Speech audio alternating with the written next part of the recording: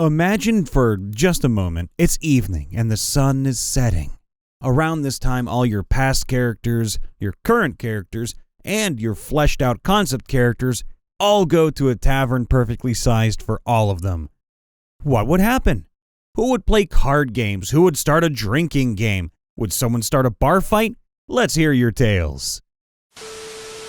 Well, for starters, what fun is a tavern without music? So, my blue, dragonborn, heavy metal bard, AC/DC, pronounced like AC/DC, would probably provide most of the music on the electric mandolin, with my ASMR life domain cleric Torxina occasionally stepping in to sing and play a more acoustic set on her yartang, aka a harp guitar.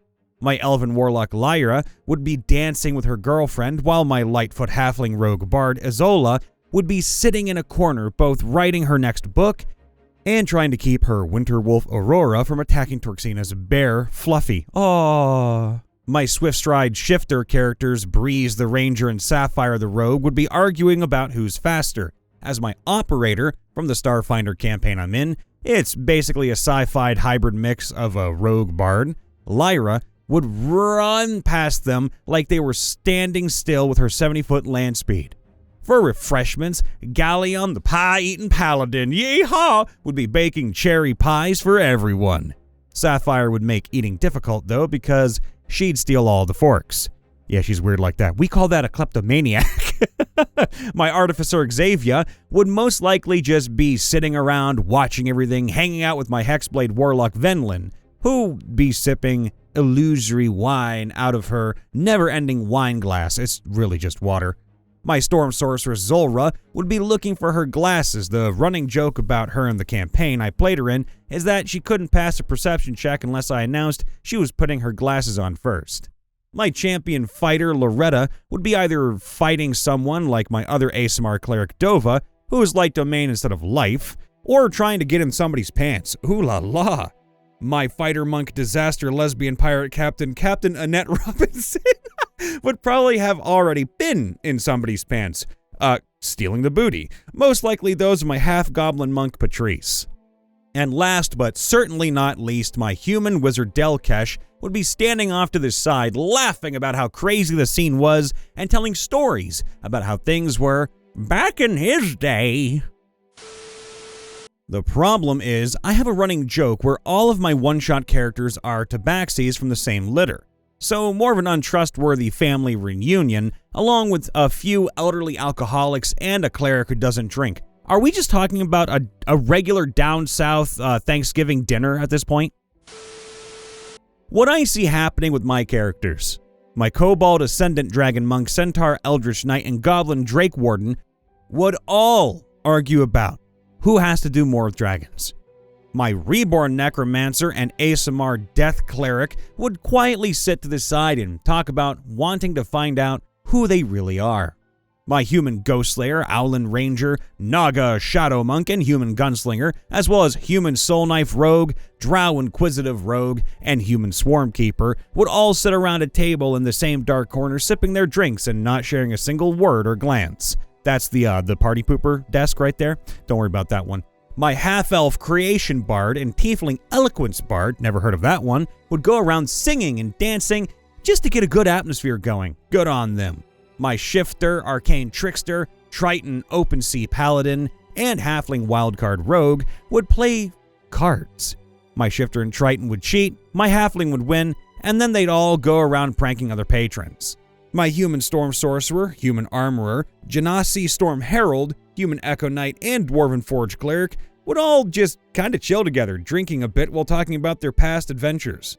My Damphir hexblade warlock, human artillerist, Genasi wildfire druid, Furbolg shepherd druid, human astral self monk, human alchemist, and Eladrin arcane archer wouldn't interact too much until an argument slowly formed about the importance, value, and meaning of life, death, and nature would form, during which almost all of them would disagree with almost all the statements made.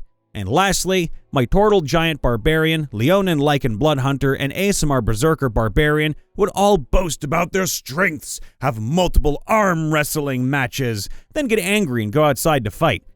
with my turtle raging and becoming large, my Leonin going into his half-lycanthrope form, and my Asmar raging, going into a frenzy, and using his radiant consumption.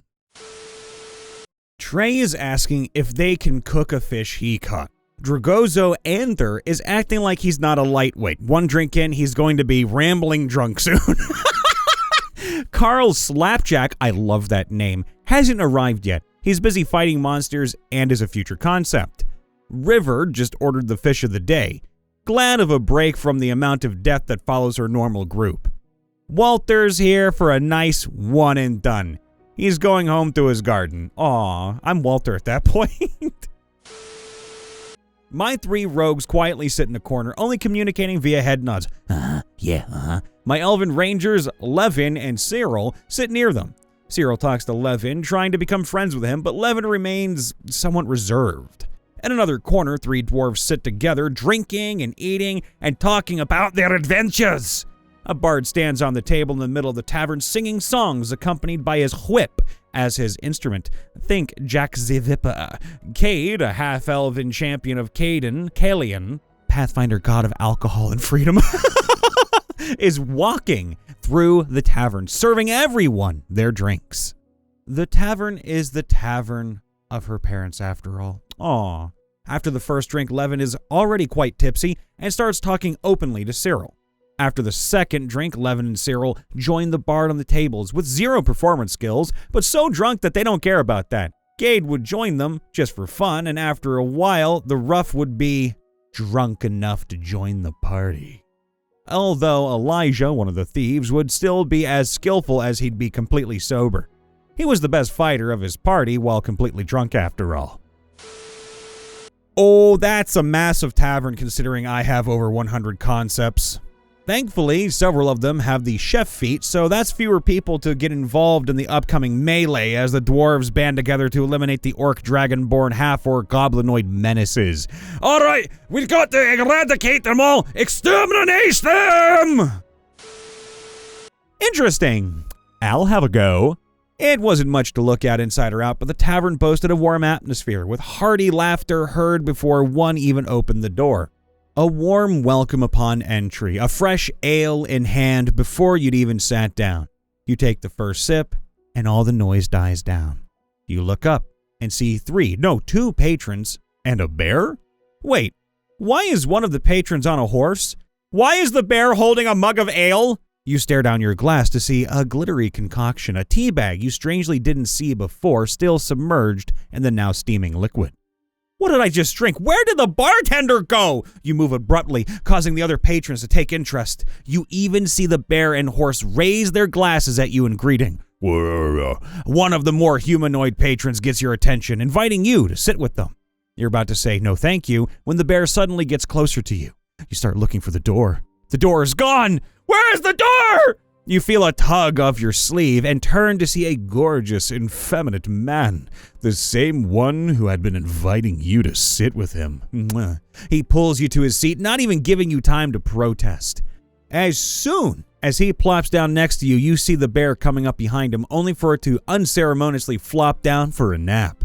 This makes the gentleman on the horse stand up, or rather makes his horse stand up, as he's still not left his saddle. He takes off his coat, and after some lengthy and very loud convincing, you see the bear get up, allowing the man to lay his coat down on the floor before flopping back down on said coat. You watch this in stunned silence. A nervous and polite smile plastered on your face. Ha ha ha ha ha. The pretty boy before you smiles brightly in response, but you shiver. An unnerving sensation replacing the warmth you'd felt just moments ago. Don't mind her. Arcosta is a bit shy, so she probably won't talk to you tonight. The other one is Don, but there's no use talking to him. Man is completely out of his mind after reading so many bedtime stories that his brain dried up, never making it to bed. Matar taps his finger on the table for a bit, as if deciding something. Finally, he nods to himself and looks you in the eyes. I'm Matar. Are you friendly, perchance? Gertcha is the level 20 hippie furball druid who is the host, welcoming everyone and making sure everyone is happy and comfortable, because this is her place. Merryweather, the level 2 furball Granger, is Gurcha's grandson. He's waiting tables along with Calliope, the level 2 halfling rogue. He's taking care of the rowdy table and she's got the quieter ones. Aw. Brula, the level 6 dwarven barbarian brewmaster, and her apprentice Didi, the level 4 dwarven paladin, are tending the bar. Tawanda, the level 2 turtle barbarian and recovering alcoholic, is head chef. The three of them are also the bouncers, but shouldn't have much trouble with this group, except maybe Grog if he drinks too much, as the namesake goes. Maggie, the level 3 furball Granger, is in the back butchering and cooking, not wanting anything to go to waste. Ulrich, the level 5 gnome eldritch knight, is helping her by washing dishes while standing on his most prized possession, his stool. He's too stubborn to admit it, but he's working for coffee.